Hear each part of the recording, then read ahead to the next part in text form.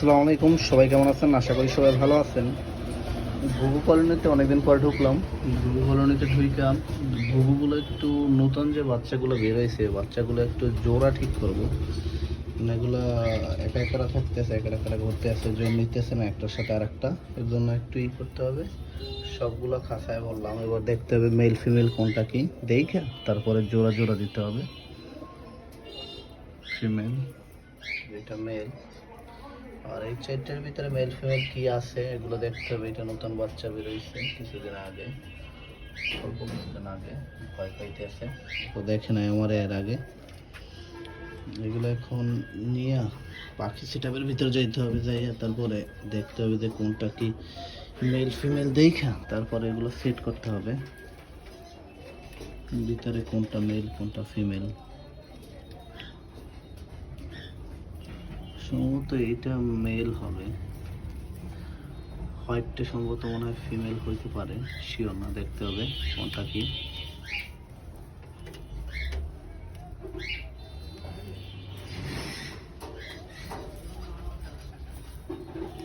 আলাদা আলাদা খাঁচায় রাখতে হবে, আলাদা আলাদা খাঁচায় রাখলেই বোঝা যাবে যে কি অবস্থা।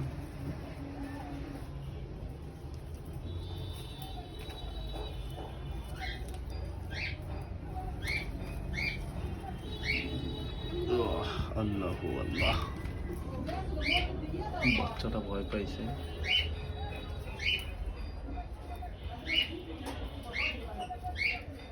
আজকে আবার রোদ উঠছে, প্রচুর গরম।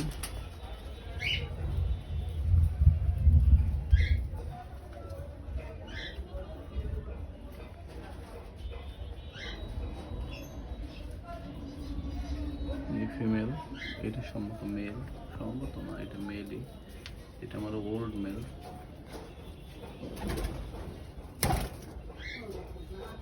এই মেলটা সব থেকে বেশি আমার কাছে, তারপর ওই ফিমেলটা, ওই এই দুটারই বাচ্চা, এই দুটারই সব কিছু বাচ্চা আমার জায়গায়।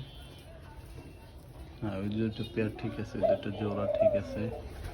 ম্যাক্সিমাম এক রকমের দেখতে, তো এর জন্য আসলে বোঝা যায় না কোনটা কি, অনেকক্ষণ দেখার পরে তারপরে বোঝা যায় যে মেল ফিমেল ঠিক আছে কিনা। যাক, ওই জোড়াটা ঠিক আছে, এটা মেইন পেয়ার আমার।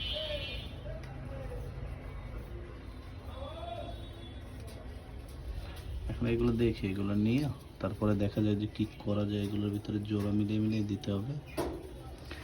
যাই হোক, সবাই ভালো থাকেন, সুস্থ থাকেন, আল্লাহ হাফেজ। পরবর্তীতে আপডেট জানানো হবে।